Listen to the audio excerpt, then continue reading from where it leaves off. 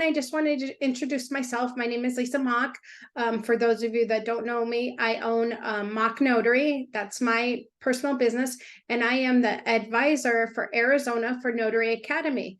I'm hosting an event this month. It is on November 18th. That's Saturday. Yes, I know it's El Tour de Tucson, but if you are not riding your bike, you should attend the event. If you are a notary, a new notary, want to be a notary, or just need to know what your notary laws are, this workshop is perfect for you.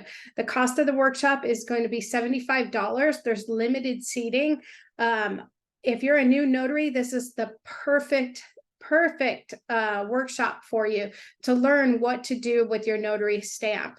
I hear every day notaries saying they're notaries and they don't know anything about notary laws. You are going to learn about your notary laws. You're going to learn how to fill out certificates. You're going to understand the laws. You don't just stamp documents. You're going to hear about the common mistakes, what you need to have in your notary bag. That's just a basis of what you're going to learn. The event is running again on November 18th from 11 a.m. to 3 p.m. at Udall Park.